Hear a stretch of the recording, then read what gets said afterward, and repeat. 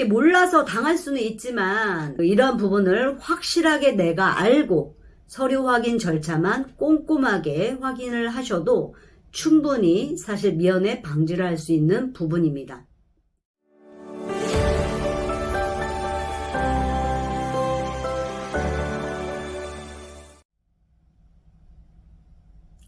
안녕하세요. 전부장입니다. 오랜만에 찾아뵙겠습니다.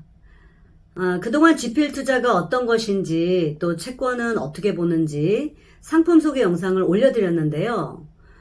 정작 관심은 많은데 이 GPL 투자가 정말 안전한 게 맞을까? 또 대출 사기는 아닐까? 이런 생각에 간혹 불안한 마음에 카톡방에서 끊임없이 지켜만 보고 계시는 분들도 있으신 것 같습니다. 저도 처음에 GPL 투자를 접하면서 정말 이렇게 고수익에 안전한 투자가 있다고 하면서 많은 의심과 우려가 들었기 때문에 그 마음을 충분히 잘 압니다.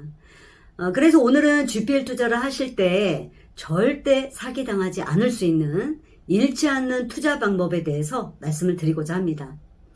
현재 부동산 시장이 하락장인 만큼 GPL 채권 투자를 해도 될지, 또 어렵게 큰맘 먹고 투자를 했는데 아이고 사기당하면 어떡하지 하고 걱정하시는 분들이 종종 있으신 것 같습니다.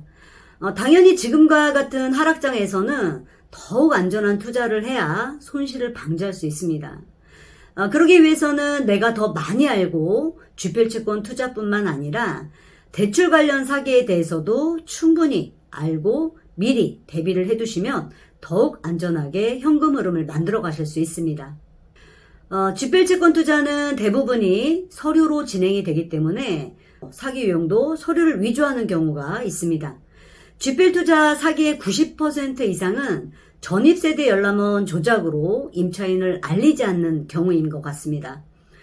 만에 하나 경매 진행이 불가피할 경우 월세나 전세입자가 있는 이 담보물건은 최우선 변제권으로 임차인이 선순위 배당권자가 되기 때문에 GPL 채권자는 후순위로 밀려날 가능성이 높아지죠. 따라서 GPL 채권 투자를 하실 때 월세나 전세입자가 있지 않은 담보물건을 하시는 게 당연히 좋습니다. 임대차 유무는 전입세대 열람원으로 아주 간단하게 확인하실 수 있습니다.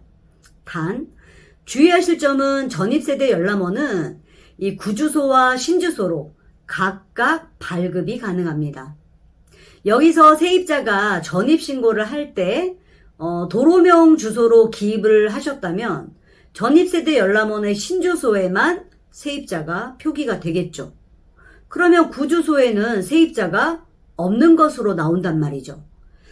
따라서 전입세대 열람원의 구주소 서류만 본다면 이 세입자가 없다고 표기가 되어 있기 때문에 그것만 믿고 투자를 하게 된다면 정말 큰 낭패일 것입니다. 여기서 모두가 예상하셨듯이 이런 사기를 방지할 수 있는 방법은 당연히 바로 전입세대 열람원이 구주소, 신주소를 각각 발급을 받아서 확인을 해야 된단 말이죠. 그리고 확정일자 현황으로 다시 한번 임차인이 있는지 없는지를 확인하실 수 있습니다. 여기서 더 확실하게 하려면 자설을 진행하는 당일에 차주님과 함께 주민센터에서 전입세대 열람원을 구주소, 신주소 각각 발급받아서 확인하시는 경우입니다. 다시 한번 정리를 해드리자면 이 차주님이 며칠 전에 진구서류를 모두 발급을 받아서 자서받는 당일날 만나서 우리한테 주지 않겠습니까? 그랬을 때 당연히 이 전입세대 열람원은 신주소, 구주소로 발급을 받았어야 하며, 두 번째 안전장치는 당일날 신주소, 구주소로 다시 한번 발급을 받는 경우죠. 또는 세 번째로 차주님이 발급받아 오는 것도 나는 믿을 수가 없다. 그런 경우에는 아예 자서 장소를 주민센터에서 만나서 그날 당일자로 신주소, 구주소로 발급을 받고 등기 설정을 접수하는 경우죠. 네, 이렇게 몰라서 당할 수는 있지만 이런 부분을 확실하게 내가 알고 서류 확인 절차만 꼼꼼하게 확인을 하셔도 충분히 사실 미연에 방지를 할 수 있는 부분입니다. 네, 그럼 어떤 유형의 사기라도 제가 앞으로 말씀드릴 3가지만 지키신다면 사기로 인한 손실 위험에서 안전하게 GPL 투자를 하실 수 있습니다. 그럼 첫 번째로 자신만의 투자 원칙을 세우고 서류와 본인의 실력만 믿고 투자를 하시는 겁니다. 사람마다 투자 성향은 모두 다르기 때문에 자신이 원하는 목적에 따라서 투자 원칙을 세우셔야 합니다. 이것은 GPL 투자뿐만 아니라 모든 투자에 해당되는 이야기인데요. 예를 들어 전부장은 소유자인 차주님이 직접 거주 중인 아파트만 취급을 합니다. 공실이어서 친구가 무상거주 중이라거나 또는 정확한 시세를 파악하기 힘든 빌라나 다세대나 토지 담보물이거나 또는 월세나 전세 임차인이 거주 중인데 LTV가 워낙에 넉넉하니까 임차 금액만 제외하고 대출을 해달라는 경우라거나 이런 경우는 아예 심사 진행도 하지 않습니다. 왜냐하면 서류만으로 확인할 방법이 없기 때문이죠. 이 전세 임차인이 전세 대출을 받은 경우 전세권 설정을 하지 않는 경우가 더 많다 보니까 그런 경우는 등기부 등본상에 확인할 수가 없습니다. 또 월세 계약서를 첨부를 하겠다고 한들 이중계약서가 아니라는 확신도 할 수 있는 방법이 없죠. 네, 이렇게 전부장은 서류만으로도 모든 확인을 할 수 있는 그런 방법이 아니라면 투자를 진행하지 않습니다. 두 번째는 서류를 최대한 꼼꼼하게 확인을 하는 것입니다. 이 앞서 말씀드렸듯이 GPL 채권 투자의 핵심은 서류입니다.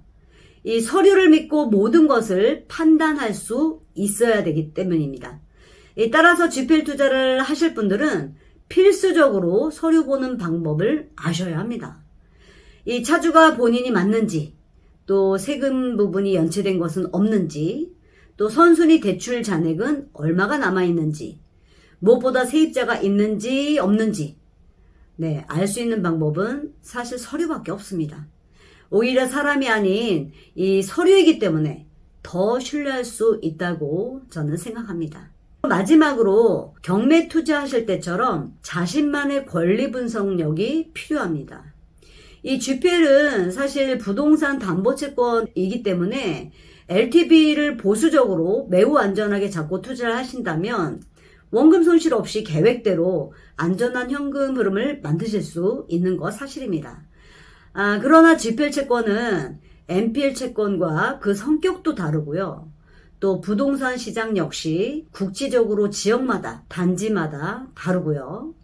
차주에 따라서 권리 분석이 달라져야 되기 때문에 그러한 세세한 차이점까지 감안하실 수 있으셔야 이 투자 가능한 채권을 찾으실 수 있고 또 안전한 채권이라고 판단하실 수 있는 능력이 있는 겁니다. 이렇게 모든 투자가 이 리스크 없는 투자는 사실 없습니다. 하지만 그 중에서 GPL 투자를 추천드리는 가장 큰 이유는 안전하고 또 현금 흐름을 만들어갈 수 있는 수익률 좋고 가장 좋은 투자 방법이기 때문입니다. 네, 그럼 오늘 말씀드린 내용 간단하게 3가지로 제가 다시 한번 정리를 해드리자면 GPL 투자에서 가장 중요한 것은 첫 번째, 자신만의 투자 원칙으로 본인의 실력을 믿고 투자한다. 두 번째, 그럼 서류를 최대한 꼼꼼하게 확인한다. 세 번째, 경매 투자할 때처럼 자신만의 권리 분석력을 만들어간다. 이렇게 오늘 말씀을 드렸습니다만 이렇게 많은 서류들을 어떻게 보고 또 어떤 것들을 내가 확인해야 하는 걸까요? 그래서 다음 영상은 GPL 투자할 때 서류 보는 방법에 대한 영상으로 다시 한번 찾아뵙도록 하겠습니다. 그리고 혹시나 영상을 보셔도 이해가 가지 않는다거나 또 더 자세한 내용을 듣고 싶은 분들은 영상 하단에 더보기란을 누르시면 하루 만에 GPL 투자의 모든 것을 알려드리는 전부장의 1:1 원데이 특강을 진행하고 있으니 언제든지 연락 주십시오. 네, 오늘도 감사합니다. 전부장이었습니다.